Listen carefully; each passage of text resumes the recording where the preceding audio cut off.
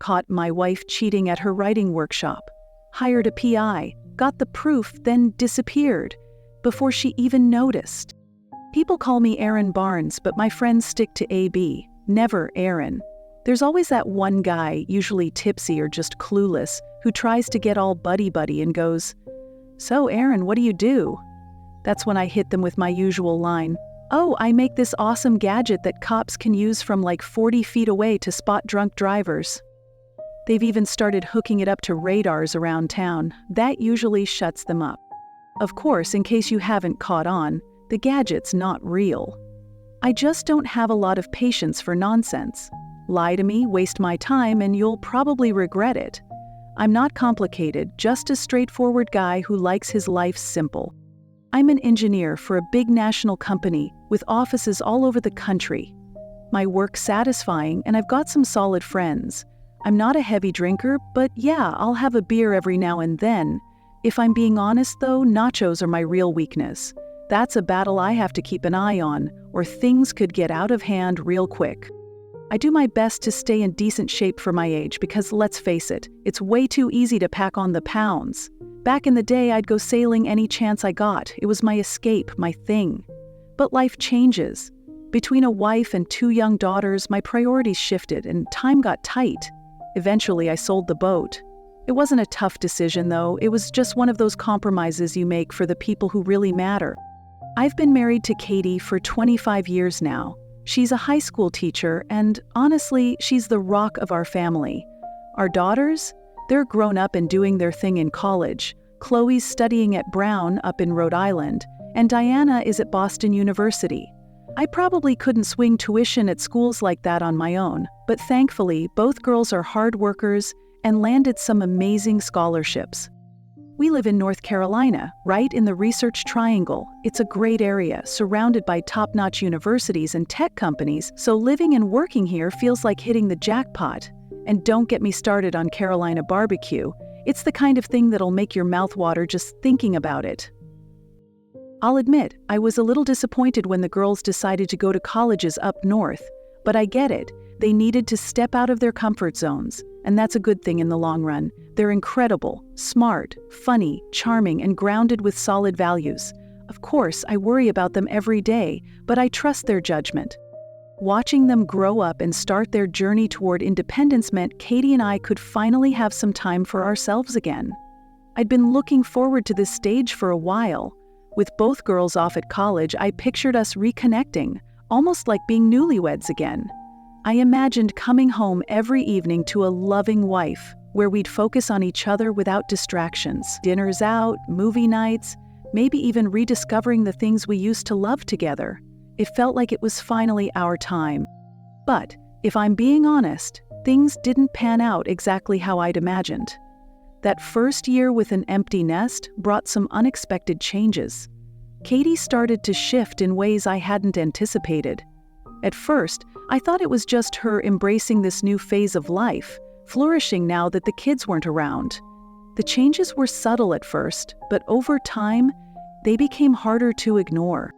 Over time, I started to realize that what I was seeing wasn't just small changes, it was a pretty big shift in Katie's values and priorities. Katie's an English teacher who specializes in creative writing, but if I'm being honest, she's also a frustrated writer. Life didn't exactly give her much room to chase her writing dreams. Between being a young mom and balancing her teaching career, she never really had the time to focus on writing the way she wanted. Still, whenever she could carve out an hour or two, usually during the summer, she'd dedicate it to writing. But so far, it hasn't really led anywhere. She used to send her essays and short stories to literary magazines, only to rack up a pile of rejection letters. That big, groundbreaking masterpiece she'd always hoped to write? It just hasn't happened yet. I'll admit, I do enjoy reading Katie's writing, but as much as I love her, I have to say her stories tend to stick to predictable formulas and sometimes lean a bit too heavy on the drama. She has this romanticized idea of what being a writer is all about, and honestly, I think she's more in love with the idea of being a writer than the actual process of writing. But hey, if it makes her happy, that's what matters to me. Throughout most of our marriage, Katie's been part of different writing groups. These are basically gatherings where people share their work, give each other feedback, and brainstorm ideas to help improve their writing. Some of the groups have seemed pretty productive to me, while others felt more like a club where everyone just pats each other on the back. Her last group, the one she was part of when things started going downhill, was a mix of both. They'd rotate hosting meetings at each other's homes, and when it was at our place, I'd do my best to give them their space. I even tried sitting in once, but Katie and a couple of the others weren't too thrilled about it, so I backed off. Her current writing group is made up of about 10 people, a mix of men and women. I'll be honest, some of the people in Katie's writing group are great, while others I could definitely do without. About half of them are pretty forgettable, but the other half? They leave a strong impression, for better or worse. Take Reggie, for example. She's all about writing histories and biographies, and she really digs into the research. Her books have this scholarly vibe but still manage to keep readers hooked. I've read all of her stuff, and honestly, I've enjoyed it. Then there's Betty. She's into writing fantasy, not exactly trying to be the next J.K. Rowling, but more in the realm of talking unicorns and whimsical worlds. She's a friendly person, and it seems like she writes mostly for her own enjoyment. Can't fault her for that. Bill, on the other hand, plays the role of the group's know-it-all. A little of him goes a long way, but aside from the occasional bout of overconfidence, he's all right. And then there's Felix. The first time I met him, every instinct I had was telling me to be on guard. That uneasy feeling hasn't gone away since. Meeting him felt less like I was introducing myself and more like I was being introduced to him. Something about him just doesn't sit right with me. He looked me straight in the eye and said, "So Aaron, what's your profession?" I glanced over at Katie, who gave me one of those subtle frowns and a little shake of her head. Keeping it simple, I just said, "I'm an engineer." Felix's response? It wasn't quite a smile, more like a smirk. At this point, I've pretty much given up trying to engage with their group. I keep a low profile when they're here, staying out of sight, but not completely out of earshot. Most of the time, I'm in the next room working quietly or out on the back porch, leaving the window cracked so I can catch snippets of their conversations. It didn't take me long to notice that when Felix talks to Katie, there's something about their dynamic that rubs me the wrong way. They share private jokes and little moments of connection that make me uncomfortable. Sometimes he'll boost her ego with compliments, and other times it feels like he knows things about her inner world that I don't, and that bothers me. He'll casually reference past conversations, ones that seem to have been just between the two of them. The rest of the group doesn't react like they know what he's talking about, and it leaves me with this nagging feeling I can't shake. I've brought it up to Katie a few times, but she just brushes it off, says I'm reading too much into it. At this point, I've learned to let it go, for the most part anyway. I've made it clear to Katie how I feel about everything. At the end of the day, it's up to her to decide how she handles it. As for the group, they have this routine during their meetings. After they've gone through their work sessions, they like to kick back with some wine and unwind. It was during one of these post-session moments, sometime in early March, that I started noticing how some of them seemed to be putting on a bit of a performance. The conversation shifted to this romanticized idea of what a real writer's life is like. "Oh, you know," one of them said, "all the famous writers were alcoholics." "Exactly," another chimed in. "They'd write in the mornings and spend the afternoons and evenings drinking. It relaxes the mind, opens it up to new ideas." "Yeah, and by morning, their creative juices were flowing and they'd get right back to writing," someone else added. "And let's not forget," someone concluded, "all the great writers had complicated romantic lives. It's practically a requirement." I just sat there listening, thinking to myself how much of it sounded more like they were trying to play the part of a writer instead of actually focusing on the writing. "That's what truly drives them," Felix was saying, wrapping up his thoughts. "Thanks for sharing, Felix," someone replied. "I'm starting to see where you're coming from." And then Katie's words hit me like a punch to the gut. "Oh, absolutely," she said. "It's the intensity, the thrill of the unknown, the excitement of keeping it all hidden from everyone else. That's where real inspiration comes from." A few of them chuckled, while others stayed silent. I tried to convince myself she was joking, but I couldn't shake the unease. I kept an ear on their conversation for the rest of the evening. "Maybe we should all have a wild night of passion sometime," Bill chimed in, "and then we can each write the next great American novel." I couldn't tell if he was being serious or trying to make a joke. Either way, the whole discussion rubbed me the wrong way. Here's the thing, character flaws don't make great writing on their own. What really creates exceptional stories are things like humanity, empathy, and grappling with the mysteries of the unknown. But sitting there listening to them, I wasn't sure they understood that, or if they even cared. I've mentioned before that I like Betty. Unforgettable stories, in my opinion, are about overcoming obstacles, pushing toward greatness despite everything in your way, and leaving the world a better place than when you found it. "Maybe if you cast the right spell, we can skip all the trouble," Bill joked. Of course, that was Felix again, always trying to play the part of the wise guy. To their shame, a few people in the group actually laughed at that, though I didn't get the sense Betty was amused, and I had a feeling Reggie wasn't either. The conversation carried on with more talk about writers and their drinking habits, affairs, and whatever else. I kept eavesdropping, though I wasn't giving anything away. Then I caught something interesting. "Is anyone else thinking about applying to the Illinois Writers' Workshop this summer?" Felix asked. "Oh, I already submitted my application," Katie said, with a tone I hadn't heard before. "Fingers crossed they accept me. 6 weeks of just writing and talking with fellow writers, that could really change things for me." That was the first time I'd heard about it. Felix picked up on it immediately. "I'm sure they'll accept you," Felix said with that fake sincerity of his. "Your writing has come such a long way this past year. I have no doubt you'll get in." I wasn't so sure, but I kept that to myself. "I've applied too," Felix added, "though I'm not as confident I'll get in."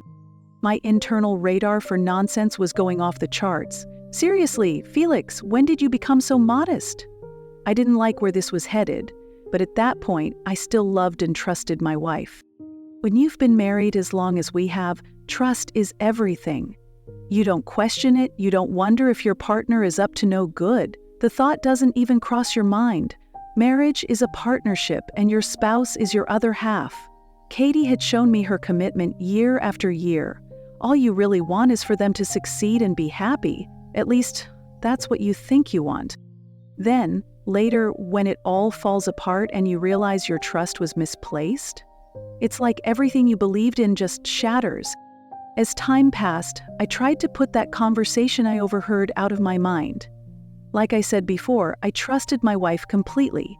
Some younger guys might not understand that, but after being married for over 20 years, trust isn't just something you choose. It becomes a way of life. It was late April, and I was wrapping up some gardening when I decided to call it a day and head inside. As I reached for the kitchen door, I overheard Katie talking on the phone. "I can't wait for 6 whole weeks without any responsibilities, no commitments, and no one waiting for me to get back," she said. I froze. That last part really caught my attention.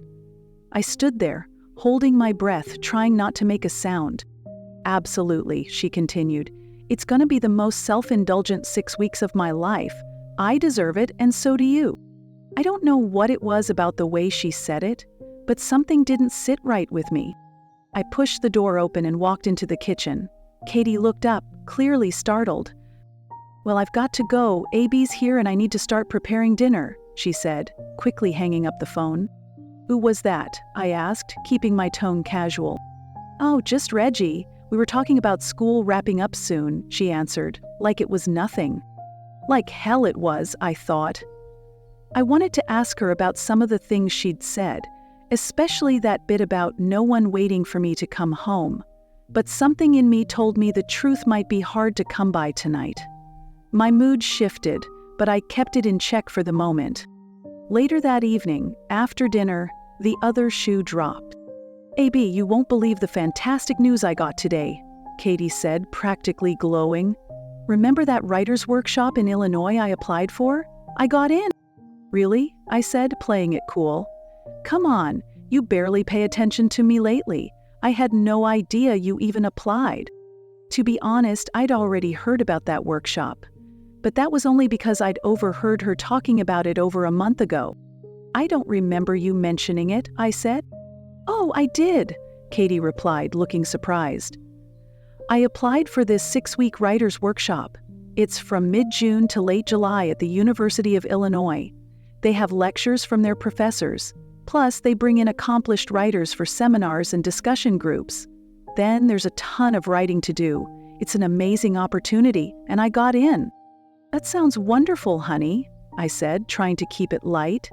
"I'm sure we can swing it financially. Maybe I can take some time off work and join you. I'd love to hear those writer talks." She looked a bit surprised by that, like she hadn't expected me to be so supportive. "Well, we can consider it," Katie said, "but it's going to be a really intense 6 weeks, and I won't have much free time to spend with you." My instincts kicked in again. "Well, you know I'm not demanding," I said, trying to keep things light. "Maybe I could be the coffee guy for the group." She gave me a slightly nervous smile. "That could be nice, dear. Let's see how it goes." I'd been on the receiving end of deflections like that before, so I knew exactly what it meant. She was planning to make sure I wouldn't end up going to Illinois with her. "I get the feeling you'd rather I didn't go with you." "Oh no, it's not like that," she replied quickly. "I just worry you might find it dull. You're into computers and circuits, and this is just a bunch of writers talking about big ideas." I didn't say it out loud, but mentally I was shouting, "I'm not unintelligent, honey." "I didn't mean it like that," Katie said, sensing the tension. "I'm just saying your mind tends to lean toward details, and writers, well, they deal with big life questions, big ones." I kept that thought to myself, though. I knew when I was being sidelined. "I'm sure you'll do great," she added, but it was clear she was already checked out for the night. Later that evening, after Katie had gone to bed, I logged into our AT&T account to check the phone records. They have this feature where you can see all incoming and outgoing calls and text messages. I scrolled through the log, and the call I'd walked in on earlier? Yeah, it wasn't with Reggie. Or if it was, it originated from Felix's phone. It's shocking how quickly trust can start to unravel after 25 years of marriage. One lie, just one, and the foundation starts to crack. That's exactly how it felt when I realized she'd been dishonest and was making plans that deliberately excluded me. The weeks went by, and Katie became completely wrapped up in conversations about the workshop. I tried, more than once, to bring up the idea of going with her or at least visiting while she was there. Each time she brushed it off, giving me some excuse or another. And when the excuses stopped working, she switched tactics, from rationalizing to straight-up emotional manipulation. "AB, I've got the most exciting news. I got you and Jake 2 tickets to a fishing camp in northern Canada for late June," Katie announced with this big, practiced smile. "You can take Jake and enjoy catching those big brown fish you're always talking about." It was pretty pricey, but I wanted to show my appreciation for how understanding you've been about the writer's workshop. Plus, I felt guilty knowing you wouldn't be doing anything fun while I was away. I really want you to go and have a great time. Then, when I get back, we can share all our stories. Something about the whole thing felt off. "Thanks, honey, that's really thoughtful of you, but honestly, I'd have a better time if you were coming along." "Abby, we've already talked about this," she replied, her tone gentle but firm. "It just wouldn't make sense. I'll be working the whole time, and I'd feel terrible knowing you'd be sitting around bored and neglected." I studied her face, searching her eyes for something. Was it condescension I saw? "Thanks, honey. Canada sounds fun," I said, trying to sound grateful but failing to muster any real enthusiasm. In my head, though, a storm of doubts and suspicions started brewing. I was weighing my options, and the idea of a surprise trip to Illinois kept moving to the top of the list. "Well, you could at least try saying it with a smile. Those tickets weren't cheap, and I want you to be happy. Katie said, her tone sharp. Sure, sounds fun, I replied flatly and headed to the basement to tinker around for the rest of the evening. Our house is old, with one of those floor grates in the hallway upstairs. It's there to let warm air rise from the furnace room. It was the original heating system for the first floor. At first, I was careful not to accidentally step on it, but after living here for years, it sort of faded into the background of my awareness. The hallway phone happens to be near the grate, too. I was in the basement, quietly fiddling with some tools and mulling over what to do next, when I heard Katie on the phone upstairs. Her voice carried through the grate. Yes, I gave him the tickets. He's still hesitant.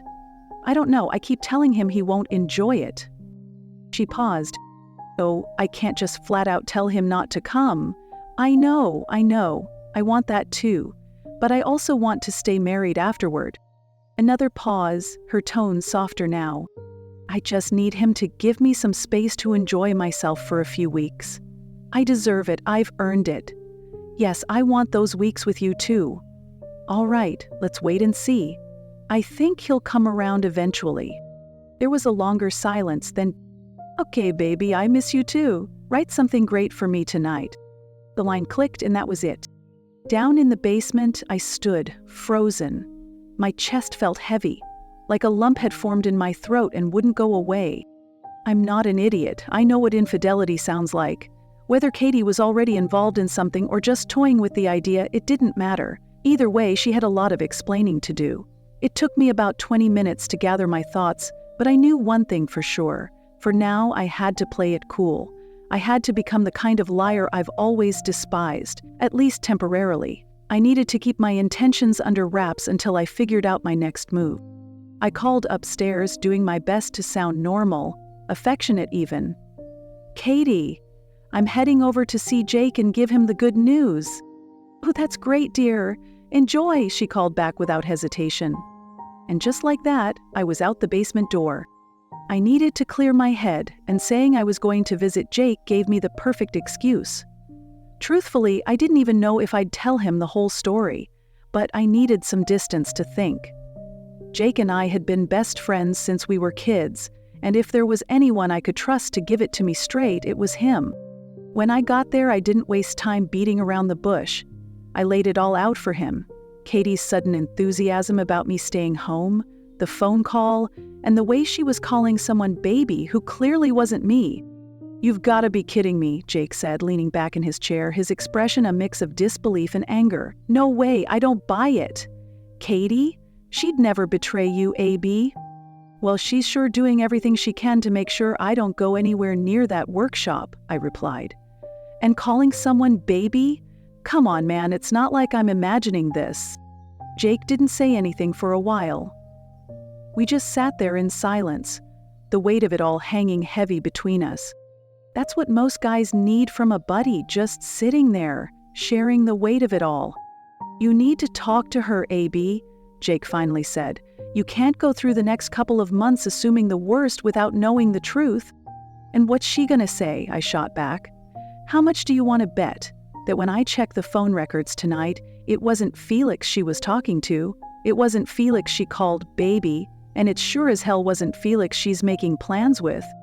Jake raised his hands. I'm not taking that bet. So, what's the plan?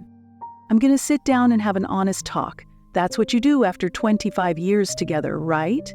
I'll tell her how much I love her, how hurt I am that she doesn't want me to come with her, and then I'll ask her straight up what's really going on, why she's so desperate to keep me away.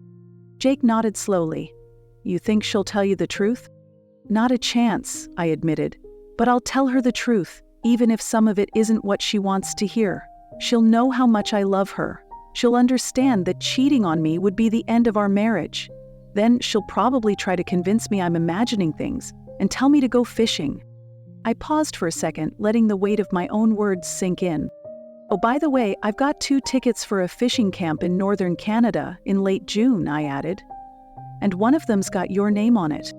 Jake's eyes lit up for a moment before he caught himself. Nice, he muttered, trying not to grin. I'm here for you, buddy. That made me chuckle. I've never doubted where Jake's loyalty lies. We sat there for hours, sharing thoughts, venting frustrations, and knocking back a couple of drinks before I finally headed home. After dinner that night, I asked Katie to join me in the living room. I needed to have that conversation, no more delaying. I laid out my concerns, though I kept a couple of things to myself for now. "Sweetheart," I began, trying to keep my voice calm, "I've got some serious concerns. I don't think you've been completely upfront with me about this writer's workshop. I overheard you talking about it with your writing group back in March, but you didn't mention it to me until everything was already planned. That didn't sit right with me." I glanced at her, gauging her reaction. She stayed quiet, her expression unreadable. So I pressed on. "Then there's what you said about how affairs are common among great writers. I overheard that too, and I'll be honest, it didn't sound like a joke. It bothered me a lot." Still no response. I could feel my chest tightening, but I forced myself to keep going. "And Katie, you've been talking to Felix about this trip. When I've asked about it though, you've given me the runaround. You've told me it's someone else, but the phone records say otherwise. Why not just tell me the truth?" I stopped and looked at her, waiting for her to say something. Anything. "You know how I feel about that guy, Katie, and then when you told me you got accepted, it felt like you were purposely keeping me at arm's length. You discouraged me from being part of it. I mean, I don't have to be there, but I wanted to share this exciting journey with you, to be supportive. But instead of considering that, you went ahead and made plans for me to be somewhere else, without even talking to me first. You just made that decision on my behalf. Honestly, it feels like you're trying to make sure I'm nowhere near Illinois while you're there." I paused for a moment, trying to steady myself. "I don't think you've been completely honest with me, Katie. And to be real, I'm starting to question whether you've been completely faithful." Her eyes widened, and she immediately shot back. "AB, how can you even say that? I've never treated you that way, and I would never be unfaithful to you. What's gotten into you? You're my husband, AB. All I want is for you to have a good time. It really hurts that you'd even think I'm capable of something like that." "I can't control how I feel, Katie, or what triggers those feelings," I said, my voice low but steady. "You know I love you. I've loved you since the moment we met. But I can't just ignore the idea of betrayal. So tell me, are you planning to cheat? Is this writer's workshop supposed to be your way out of our marriage?" That was the breaking point. Whatever was left of our calm conversation shattered right there. Katie exploded. For the rest of the night, it was either shouting or dead silence. No middle ground, no understanding, and that silence stretched out for an entire week. She gave me the silent treatment, clearly trying to force me to back down, to make me submit and drop the whole thing. But the thing is, it didn't work. If anything, it only made me more determined to stand my ground. Still, I realized I wasn't making any real progress by pushing her. So, eventually, I let her think she'd won. I pretended to let it go. Because if she was planning to cheat, I wasn't going to stop her. And from that phone call I overheard, it sounded like she might have already crossed that line. So, eventually, I thanked her for the trip to Canada, even though my mood stayed pretty gloomy. Honestly, it didn't get any better until the trip was over. Once Katie got what she wanted, her attitude completely shifted. She started acting like the perfect loving wife again, probably to reinforce the behavior she wanted from me. It was like flipping a switch, and it only made me more suspicious. I know manipulation when I'm on the receiving end of it. The Illinois Writers' Workshop was about 500 miles away, and I didn't know anyone there, so I asked a coworker for advice. He'd been through a rough patch in his marriage before, and I figured he might know a thing or two. When I asked him who he turned to when he suspected his wife of cheating, he gave me a name, a private investigator based in Illinois. I reached out to the guy, and everything lined up. The workshop was being held on a state university campus, which made it easier for his team to operate. They couldn't enroll in the program, obviously, but they could move around campus without raising any eyebrows. The participants would eat in the campus cafeterias, hang out at the local bars, and stay in a big dorm with the other students. It was the perfect setup to keep an eye on things without being noticed. This setup created the perfect opportunity for low-key surveillance. A few of the students on campus would actually be working for me, equipped with advanced tools to monitor the situation discreetly. Meanwhile, as the school year wound down, our daughters decided to stay at their universities for the summer, working in research labs with their professors. That left Katie and me still as empty nesters. I made a real effort to reconnect with her. I cooked dinners at home and invited her to sit-down meals together. I took her out to shows she seemed to enjoy, and for a while I started to think I was making progress. But every time I told her I loved her, I couldn't shake the feeling that her response was off. It was like a dismissive, "yeah, I know" kind of vibe. Not in the way you'd expect from someone who's truly appreciative, but in a way that felt distant, like she'd already emotionally checked out. Slowly, the pieces of the puzzle started coming together. It wasn't that she'd stopped loving me entirely, but something was clearly different. She hadn't stopped loving me, she had simply started taking me for granted. I was familiar, reliable, her safety net. She felt confident she could step away, chase a little excitement, take a break from our marriage, and I'd still be here, waiting when she got back. That realization made everything click into place. My plans were ready. The day she left, I knew I couldn't let her go without saying something. As her airport shuttle pulled up outside, we stood by the door. I held her tightly and said, "I love you. Please don't do anything that could destroy what we have." She gave me a sharp, irritated look and snapped, "I'm so tired of you not trusting me. When I get back, we're going to have a serious talk about this." Then she gave me a quick, dismissive kiss on the cheek, grabbed her bags, and headed for the shuttle. I watched as she got in and drove off without a single glance back. In that moment, it hit me like a ton of bricks. I was probably watching my marriage of 25 years, the life we'd built together and the family we'd raised with our 2 grown daughters, slip away for good. It felt like our relationship was fading away quietly, without much of a fight. The private investigator did his job thoroughly.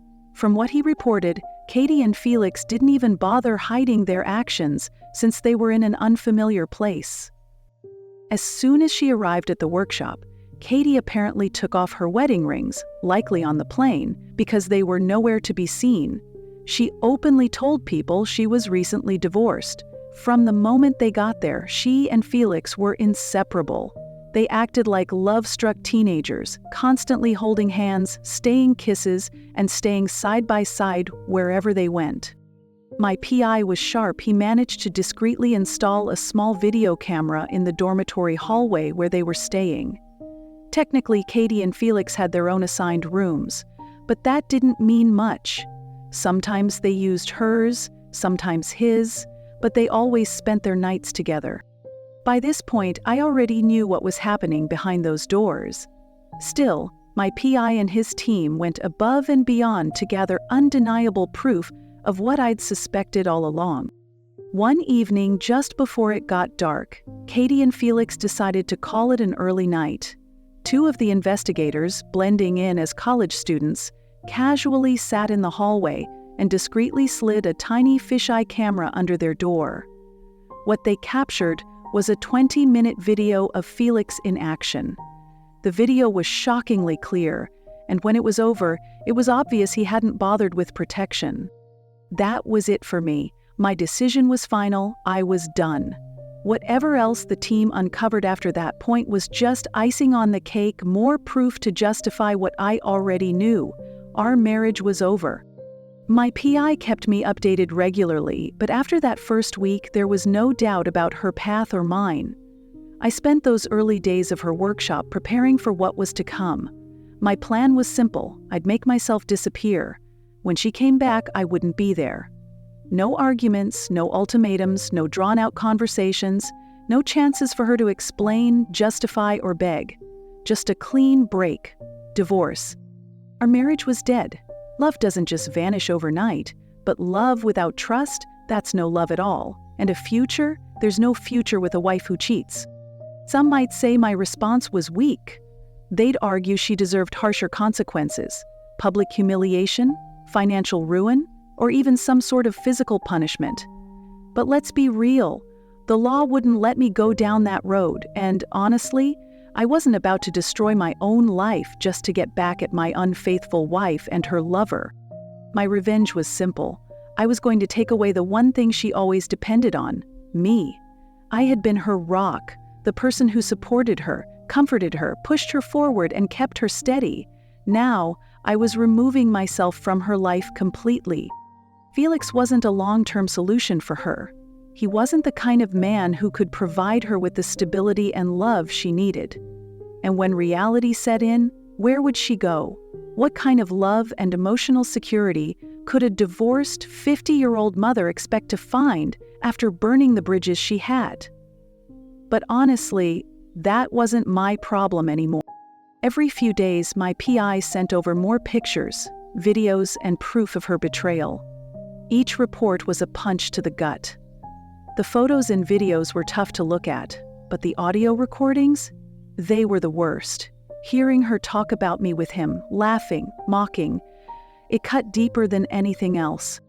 He's always texting me about the fish he's catching and how amazing everything is up there. He thanks me almost every day, she said with a laugh. He has no clue. Felix joined in, chuckling. Keep him in the dark. Treat him like a mushroom, just feed him crap and keep him in the dark. You're good. He might as well enjoy it for now. When I get back, I'm going to have a word with that guy about his ridiculous accusations. I can't believe he keeps thinking I'm cheating. She raised an eyebrow. But you're kind of taking a break from our marriage, right? Or is it someone else sharing your bed every night? She actually laughed at that.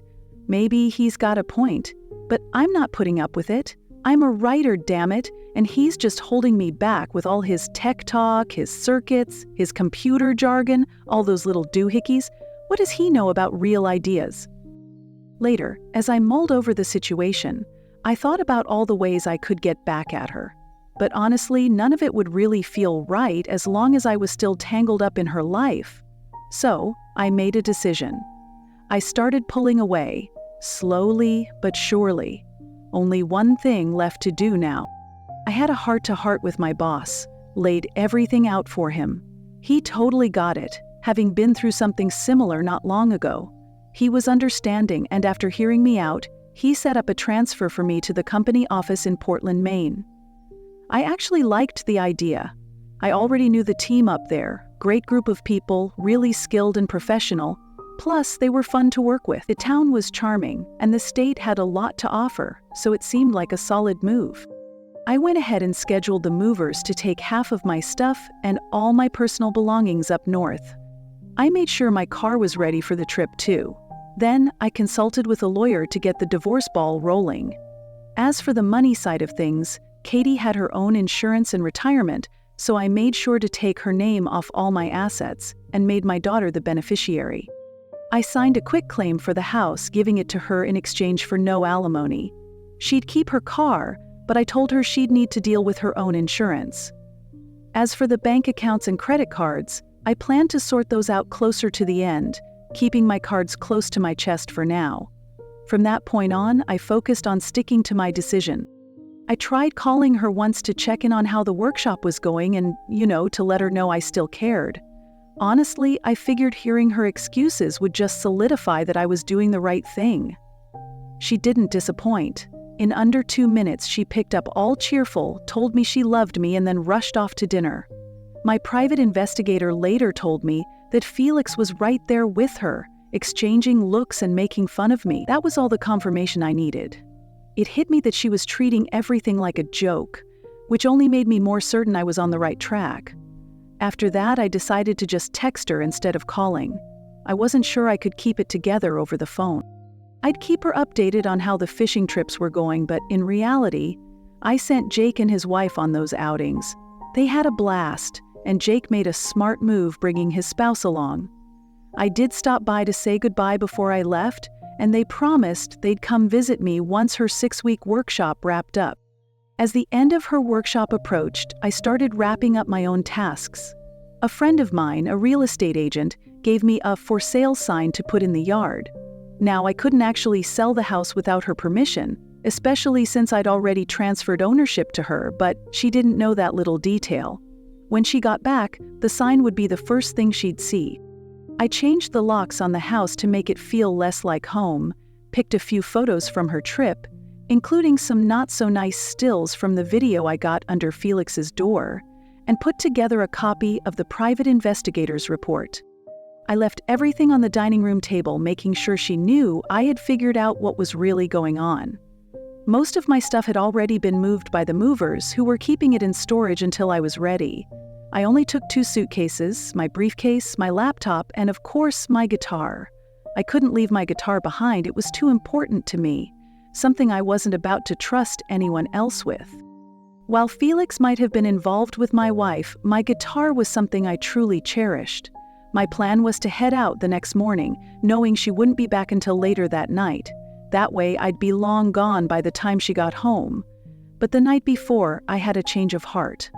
I wanted her to feel the sting right away. I wanted her to worry and feel the weight of what she'd done as soon as she could. So I sent her an email with 3 photos of her and Felix, each one telling its own story. I added a simple message: divorce you. I divorce you, I divorce you, I divorce you. The first photo was of them almost getting too close on the dance floor, clearly showing she wasn't wearing her engagement or wedding rings. The second shot was of them walking into his dorm room, hand in hand. The third was a screenshot from the video in the dorm room, with her face clearly visible.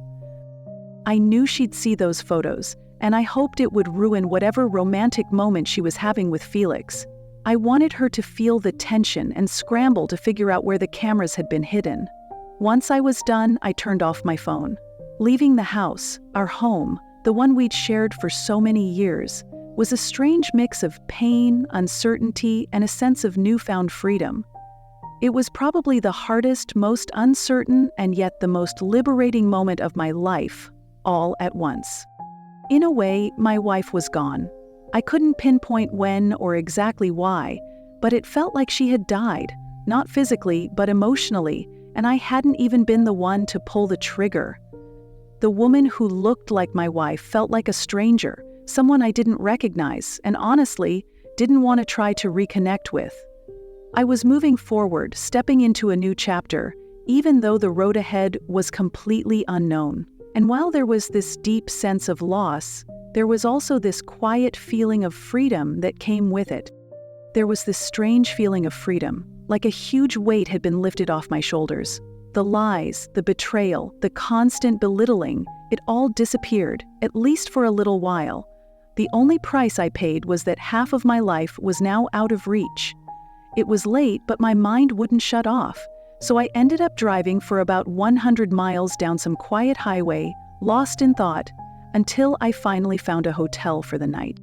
I wasn't looking for a chain hotel. I wanted something real, something local, a place with character. After some driving around, I found it. I sat down and enjoyed what might be my last plate of grits for a while. As I ate, my thoughts started to shift. I began rethinking my decision to head to Maine. This wasn't just a trip. It was the start of my new life. And while I had a long drive ahead of me, I had some time before work kicked in. Why rush? I needed time to clear my head, come to terms with everything that had happened, and finally let go of the past. So I decided to take my time. I wanted to enjoy the ride, take in the scenery, and interact with the people I passed along the way. This week was going to be my transition from the life I was leaving behind to the one I was about to start.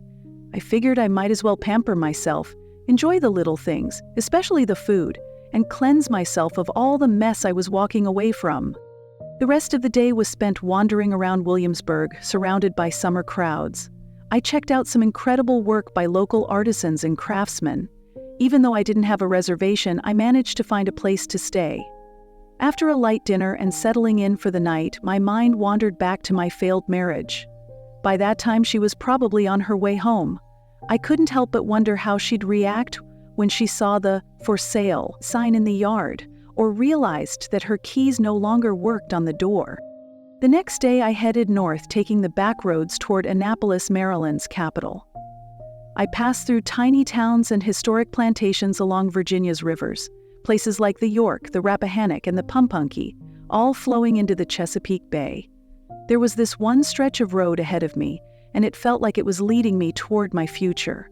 I knew I had to follow this winding path, leaving the betrayal behind and moving forward to the next chapter of my life. Update 4. I finally checked into my hotel in downtown Annapolis.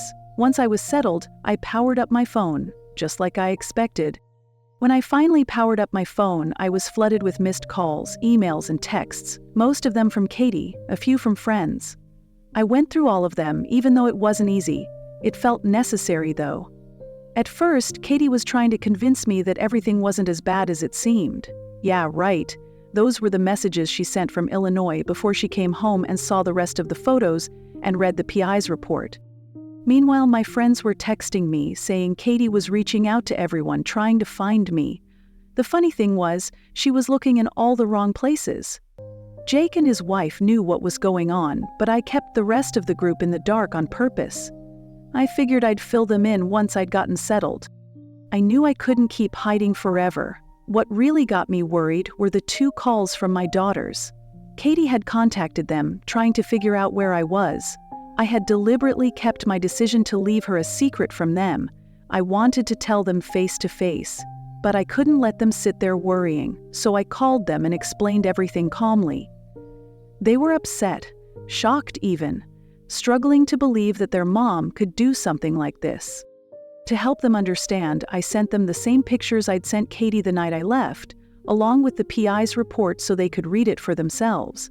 After that, they promised not to tell their mom about what I'd done. Then, there was one more missed call. My lawyer let me know that Katie had officially been served with divorce papers. Now she knew I wasn't playing around. He also told me that Felix's wife had received a full set of photos, videos, and audio recordings from his 6-week workshop. That was a nice little dose of karma for Felix. I drove through northern Maryland, feeling pretty excited as I finally crossed into New Jersey. Well, not exactly stopped in New Jersey, I crossed the line and kept driving until I hit Connecticut. Once I was there, I spent a few hours wandering through some historic coastal towns. I wasn't aiming for anything specific, but the architecture felt so different from what I was used to back in North Carolina. It really hit me that I was in a new place, not just geographically, but emotionally too. And don't tell anyone, but I spent about an hour in Groton trying to spot as many submarines as I could. Those black fish are pretty sneaky. As I stared out at the shoreline, something caught my attention. When they refuel those nuclear subs, they actually cut a hole in the hull to refuel the reactor, then weld it back up. I started thinking, was that a metaphor for my own situation? Could Katie's betrayal, which had torn a hole in my heart, actually be the first step in recharging my life? Could I use this pain to heal myself? As I kicked off this new chapter of my life, I knew the next day was going to be the toughest yet. After a big breakfast, eggs, bacon, toast, and a strong cup of black coffee, I braced myself for the hard conversation with my oldest daughter, Chloe. The drive there wasn't long, and I got to her dorm around late morning. We decided to put off the talk for a little while so she could keep up the appearance of being cheerful. She gave me a tour of the campus, showing me around, and then we headed to the cafeteria where she introduced me to her friends. They were exactly the kind of people I hoped she'd be hanging out with, kind, attentive, and they all seemed to have each other's backs. It felt good to see her surrounded by a solid group of friends. I pulled Chloe's roommate aside and let her know that today was going to be tough for Chloe. I asked her to keep an eye on my daughter, and she responded with, "Of course, Mr. Barnes. Chloe told us last night. We're all here for her." It made me feel better knowing Chloe had surrounded herself with good people. Chloe and I spent hours in her dorm room, talking. I showed her the photos and played the audio recordings I never thought I'd have to share with one of my kids. Her emotions bounced between sadness and anger. I can't believe Mom would do that. Is she even the same person who raised us? What kind of person has she turned into? I had to step in before things got too heated. "Chloe, I get why you're upset, but no matter what she's done, she's still your mom. And remember, it's me she's betrayed, not you." She looked at me, shook her head, and said, "Sorry, Dad, but she's the one who shattered our family. This is definitely affecting me." I couldn't argue with her. We spent the rest of the afternoon talking, and I explained my plans to her. I encouraged her to gather her friends, and we all went out to dinner at the best place in town. Well, the best place I could afford. It seemed like everyone was happy to take a break from the usual cafeteria food. I shared some of my own college dining stories, and I think it gave them a new perspective on their own situation. That night, I stayed at a local hotel. The next morning, I had breakfast with Chloe, gave her a tearful hug, and then headed north to Boston to do it all over again. When I got there, I could tell Chloe must have filled Diana in because her reaction was a lot more composed than her older sister's. There was still anger and disappointment, but less shock. She asked to see the evidence, and I showed her. Just then, her mom called, and I gave Diana the universal sign for, "No, I'm not here." I shook my head, waved my hands, and did the throat-cutting motion. She got the message. Diana was always the more level-headed one in the family, so I wasn't too surprised when she did something I never expected. She looked me dead in the eye and said, "Dad called last night, didn't he? Is it true that you've become the kind of woman who cheats on her husband and lies about it? Is it true you've been involved with multiple people?" I was caught off guard. Part of me wanted to scold her for talking to her mom like that, but at the same time, I couldn't deny the truth in her words. "You heard me, Mom. You spent 6 weeks with someone else while Dad was at home all alone.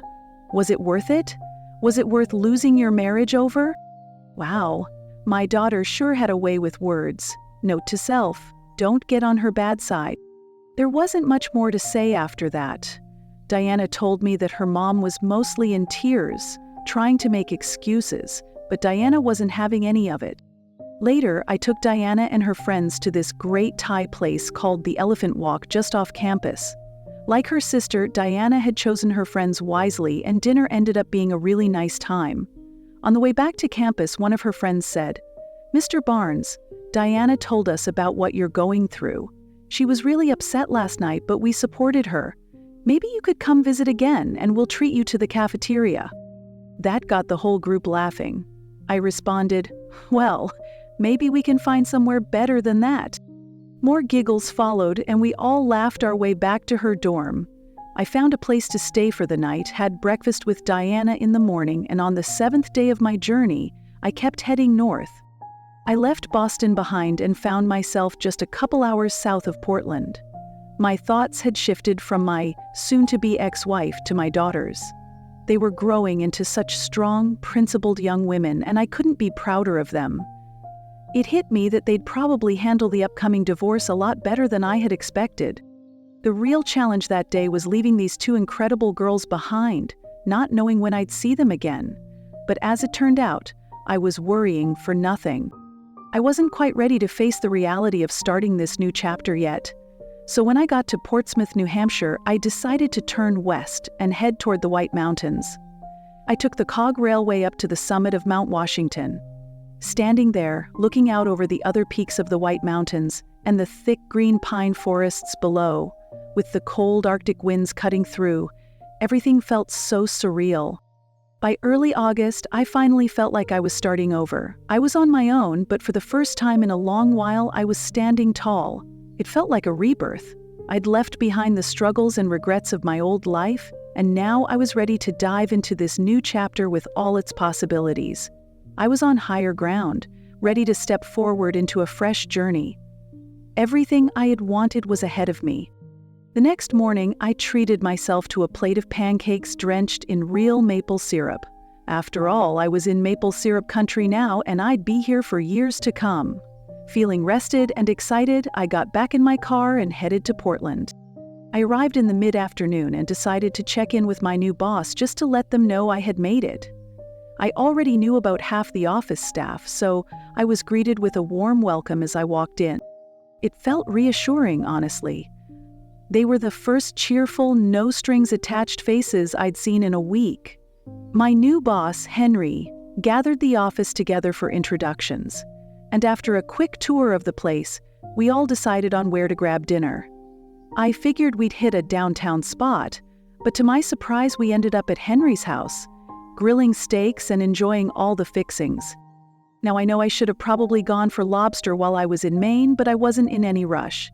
This evening was more about reconnecting with people and getting back into the groove of things. Plus, the steaks were fantastic, and the local beer? Outstanding. As we sat around chatting, they wanted to know my story. What's a guy from the South doing uprooting his life and moving to Maine at this point? They asked. So I shared my tale. I kept the messy, graphic details to myself, but gave them enough to understand where I was coming from. At the end, I made a small request. Look, I might be a little short-tempered in the next few weeks. It's not my usual thing, but I've got a lot to process. I told them, I hope if I act out, you'll call me on it and tell me to chill. Honestly, I could use a little gentle pushback right now. Unexpectedly, every woman there gave me a hug and a quick peck on the cheek while the guys put their arm around me and just said, "We're here for you, AB." That was all they needed to say. Later that night, as I was getting settled into my hotel room, I turned my phone back on. Both of my daughters had sent me some really supportive texts. Then I noticed a few more, maybe 8 or 10, texts from their friends. These kids were awesome.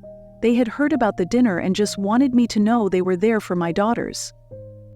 Some friends kept reaching out as well, so I decided to fill them in on what was going on and let them know there was no need to worry. I didn't give them my exact location yet, figured that could wait for another day. I just came out and told them why I left. At first they didn't want to believe it, but I sent them the same 3 photos I had sent Katie. I also let them know I had even more evidence if they needed more proof. I thought about it for a second, but honestly, I couldn't come up with any good reason to protect her from her own actions. I'd tried that before and it didn't work, so I figured the truth would come out when it was time. They all messaged me with love and support, and I promised them I'd stay in touch.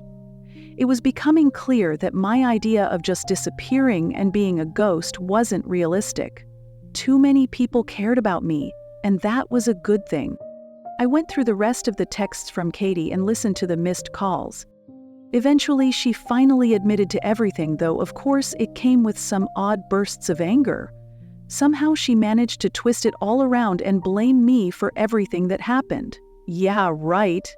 I shot her a text saying I'd call the next day around noon. It had to happen eventually, so why put it off? Let's just say the conversation didn't go as I hoped. She bounced between blaming me, feeling guilty, and straight up denying things. She said she was sorry, but then turned around and blamed Felix's influence. Apparently, I was suffocating her. Oh, and it was my fault because I worked too much. She even had the nerve to claim that nothing serious went down between her and Felix. They were just messing around. I swear, I almost burst out laughing when she tried to sell me that one. She tried to convince me that she was just searching for her creative inspiration, and even had the audacity to accuse me of turning our daughters against her, like her actions hadn't already done that on their own. I didn't even have to lift a finger.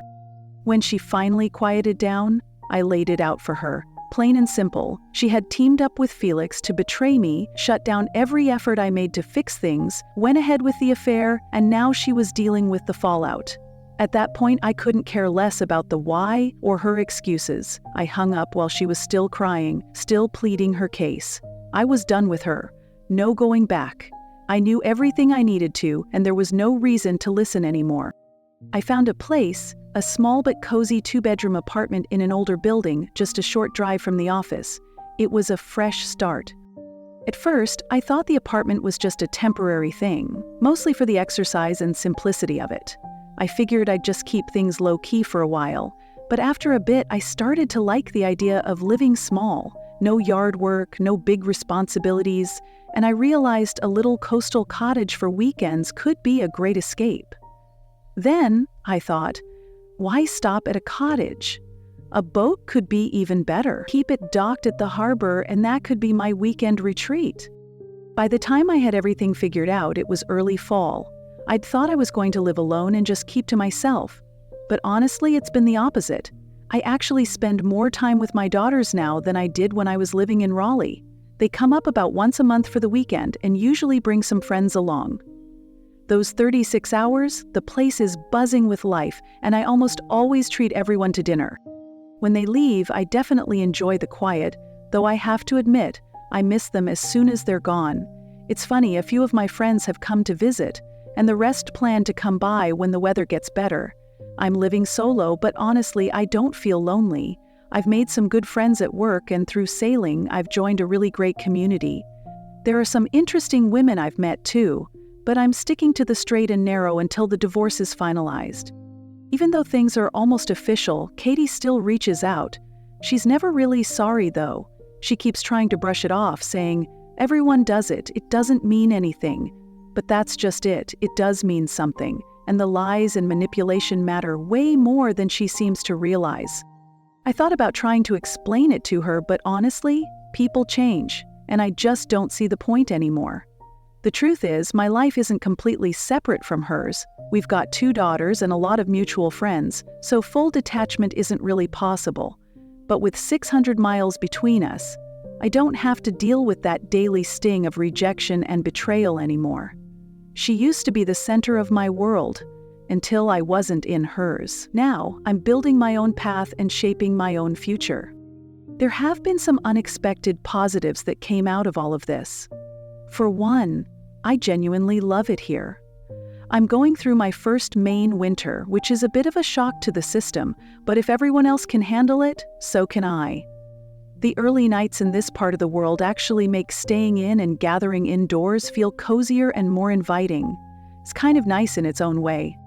I've started looking for a boat and found a spot with moorings not far from town, so I'm really looking forward to spring. I can't wait to spend time working on splicing lines and putting varnish on the wood. The local restaurants are great, the microbreweries are top-notch, and the people here are as real as it gets. There's a lot of cool music and even dances to learn, like contra dancing. I'm still finding new things about this place every day. I really think life is going to turn out well for me. Is my heart fully healed yet? Not quite. But I know that time has a way of working things out, and I'm confident there's a better life waiting for me.